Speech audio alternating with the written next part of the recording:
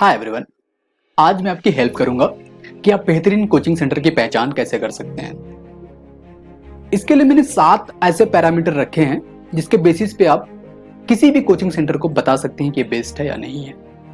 देखिए, हमारे इंडिया में लाखों कोचिंग सेंटर चल रहे हैं इस वक्त और सब दावा करते हैं कि वो बेहतरीन है और हैं भी, ऐसा होने लगता है। तो आप कैसे डिसाइड करें as a parents, as a student कि कोचिंग सेंटर बेस्ट है?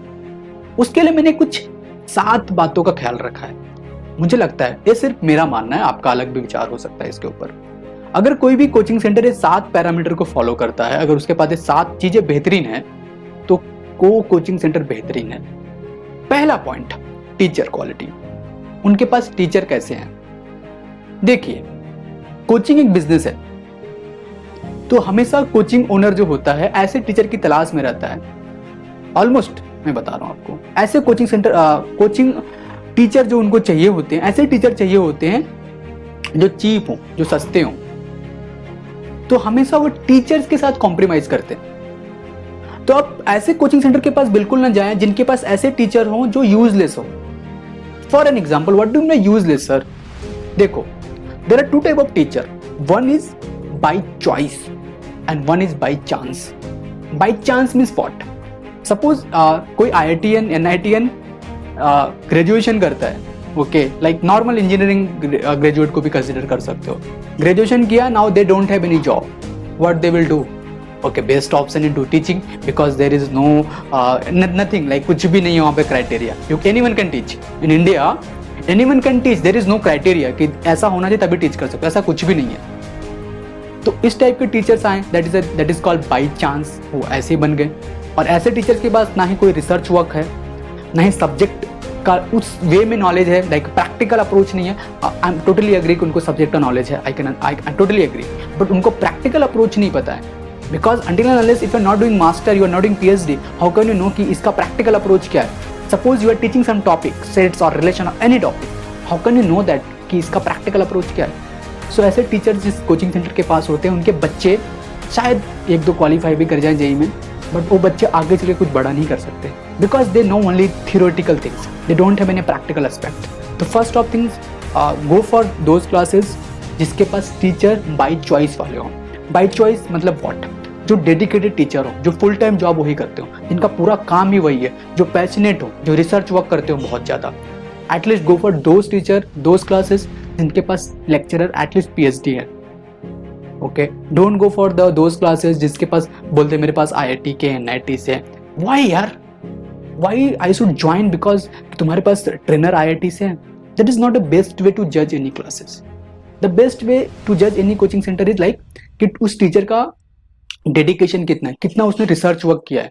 फॉर एन एग्जाम्पल, अब आनंद कुमार को देख लीजिए, उनके पास कोई IIT की डिग्री नहीं है, बट एवरी ईयर वो बहुत सारे बच्चे को IIT में एडमिशन करवाते हैं।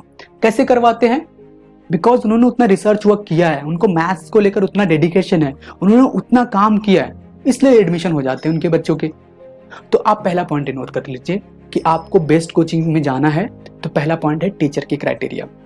दूसरी बात, course content. Course content in term of what? Suppose I am joining for IIT JEE, suppose there is a physics, chemistry and math. Okay, course content क्या होता है? जो क्लासेस को होता है। 95% इंडिया में जो कोचिंग सेंटर है और नोट्स एक पब्लिकेशन कोई भी होगा उसका आपको प्रोवाइड करते हैं, उसके ऊपर अपना नाम डाल देते हैं और बोलेंगे मेरे क्लासेस का नोट्स है, और वहां पर वो मार खाते हैं। बिकॉज अगर आप कोई रिसर्च ही नहीं किए उस नोट्स के ऊपर, आपके पास एक डेडिकेटेड टीम नहीं है जो नोट्स क्रिएट कर रही है, नोट्स बना रही है, तो मैं कैसे मान लूं कि ये नोट्स करेक्ट है या फिर ये नोट्स बेहतरीन है? क्योंकि बाकी क्लासेस वाले भी वही कर रहे हैं, वो भी पब्लिकेशन का नोट्स खरीद रहे हैं, उसके ऊपर अपना नाम लिख रहे हैं। तो ऐसे कोचिंग सेंटर के ऊपर मत जाइए, नहीं जाइए जहां पर आपके नोट्स पब्लिकेशन के मिल रहे हो। गो फॉर दोज क्लासेस जिनके खुद के नोट्स प्रोवाइड करवा रहे हैं, जिनके खुद के टीचर रिसर्च कर रहे हैं, एक डेडिकेटेड टीम है जो आपको नोट्स प्रोवाइड करेंगे, उनके खुद के होंगे, कॉपीराइट के साथ कि मेरा नोट्स है। ऐसा अगर कोई कोचिंग सेंटर कहता है तो आप उनके पास जाइए, उनके नोट्स देखिए। और मैं रिकमेंड करूंगा कि 4 से 5 क्लासेस अपने एरिया में विजिट करिए और सारे कोचिंग सेंटर के नोट्स को लीजिए और कंपेयर करिए। इवन ब्रांड कोचिंग भी जो जाते हो, कोई भी ब्रांडेड कोचिंग जाते हो, उनके साथ भी यही करिए। तो सेकंड पॉइंट हो गया कोर्स। थर्ड पॉइंट जो कि मोस्ट इंपॉर्टेंट मेरे हिसाब से है, result. Because without result I don't think कि कोई भी चीज़ें आप डिसाइड कर पाओगे। तो as a parents suppose let me see one big picture. Suppose मैं कोई ब्रांडेड क्लास में जाता हूँ जिसके पास 100 बच्चे हैं, आउट ऑफ 100 10 बच्चों ने जेई मेन क्वालिफाई कर लिया है। तो as a parents I will think okay it's good, but अगर तुम एनालिसिस करोगे तो आउट ऑफ 100 में से 10 बच्चों ने क्वालिफाई किया, यानी 10% लोगों ने सिर्फ क्वालिफाई किया है। अब छोटे क्लास में जैसे ही वो पेरेंट्स एंट्री करता है तो उसे दिखाई देता है कि उसके पास 10 बच्चे हैं, 10 में से एक क्वालिफाई किया है। ही विल से यार एक ही तो क्वालिफाई किया है।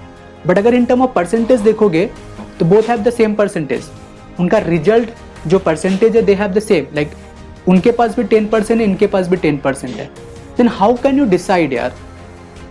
रिमेंबर ऑलवेज रिजल्ट आप तभी देखो ओवरऑल रिजल्ट उनका कितना है, और with respect to the crowd don't just see कितने नंबर स्टूडेंट क्वालिफाई हुए, सी कि उनके पास ओवरऑल क्राउड कितना था, उसमें से कितने लोग पास आउट हुए, कितने लोग पासिंग किए, कितने लोग क्राइटेरिया।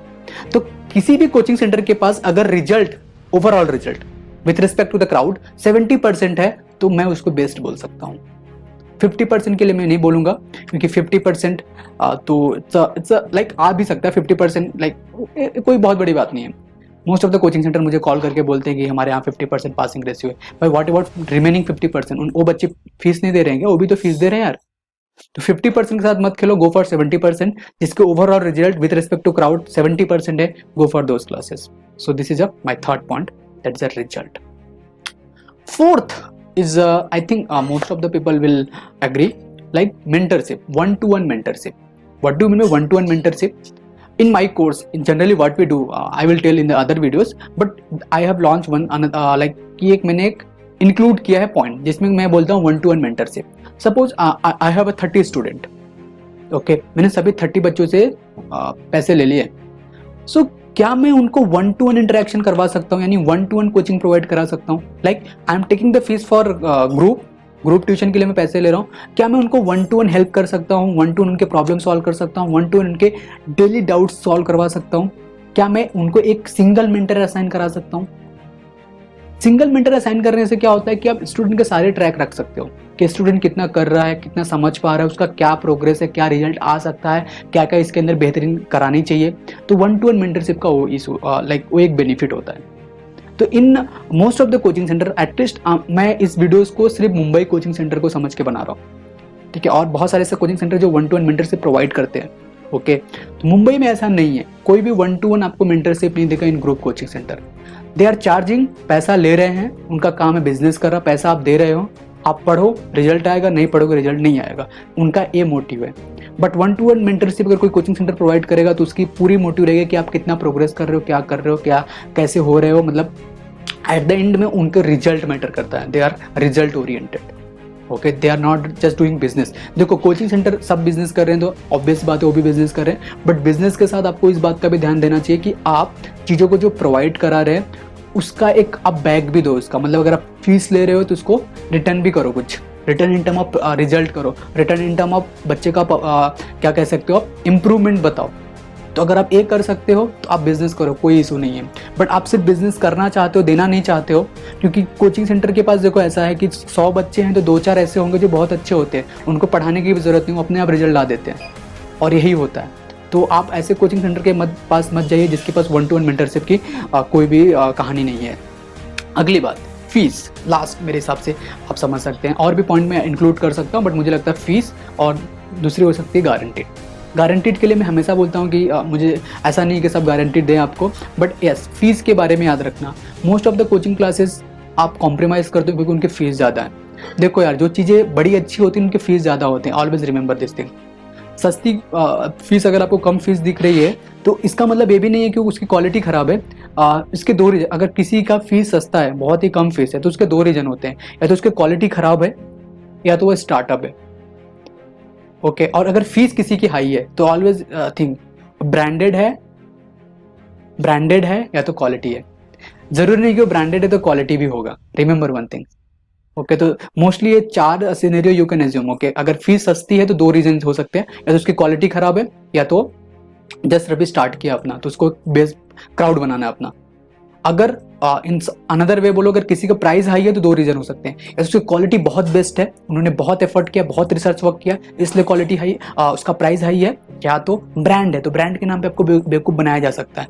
आप गूगल करोगे तो बहुत सारे ऐसे कोचिंग सेंटर हैं जो सिर्फ ब्रांड है, ब्रांड के नाम पे चल रहे हैं, बट कोर्स इनरोल करने के बाद यू विल फील किए तो क्या ले लिया मैंने। There are an number of things. Okay, and अगली बात जो मैं बता रहा हूँ, गारंटेड। लाइक यार ऑब्वियस बात है यार, तुम 3.5 लाख रुपए 12th का पे कर रहे हो, 2 लाख रुपए तुम इसका पे कर दे रहे हो जेई मेन एडवांस का। भाई अगर फेल हो गया तो कौन देगा मेरा पैसा? Like if you are buying some product, I am totally agree कि प्रोडक्ट नहीं है पढ़ाई, but at the same time यार 2 लाख रुपए तुम ले रहे हो यार, मजाक है क्या? 2 लाख लेने के बाद अगर मैं फेल हो जाता हूँ, मेरे 2 लाख कौन भरेगा? Give some amount, don't give 100% return, but give some amount if I like मुझे फेल होता हूँ तो। अगर इस बात की गारंटी कोई कोचिंग सेंटर देता है तो डेफिनेटली वो आपके ऊपर वर्क करेगा, आपसे मेहनत करवाएगा, आपका रिजल्ट लेके आएगा। रिमेंबर, तो अगर गारंटीड वाला कोई कोचिंग सेंटर है जो आपको गारंटी देता है कि अगर फेल हुए तो मैं इतना परसेंटेज आपको रिटर्न कर दूंगा, आई एम नॉट सेइंग कि return completely, I will say कि पार्सल अमाउंट भी अगर वो रिटर्न करता है तो आई विल से कि go for that coaching centre. Because at the same time अगर कोई गारंटी दिया है तो आपके साथ मेहनत भी करेगा, क्योंकि उसको पता है कि अगर ये बंदे के मार्क्स कम आया, फेल हुआ तो मुझे रिटर्न करने पड़ेंगे पार्सल, तो कोई भी नहीं चाहेगा कि उसका बिजनेस लॉस में जाए। तो वो कंप्लीटली डेडिकेट होकर आपको पढ़ाएंगे। ठीक है, ये रहे मेरे कुछ पॉइंट। आपके कोई सजेशन है, कोई फीडबैक है तो आप कमेंट बॉक्स में लिखिए, या मुझे पर्सनली आप कांटेक्ट कर सकते हैं। मेरा number and all the things description box में आपको मिल जाएगा, या फिर मेरे वेबसाइट पे जाइए और वहाँ पे लिखिए जो आपको अच्छा लगता है। ठीक है, चलिए मिलते हैं अगली बार एक नई इशू के साथ। उम्मीद है आपको ये पॉइंट हेल्प करेंगे। अपकमिंग जो भी कोचिंग सेंटर, लाइक आप जब 11th के एडमिशन के लिए जाएंगे या 12th के लिए जाएंगे तो आपको हेल्प करेगा ये पॉइंट।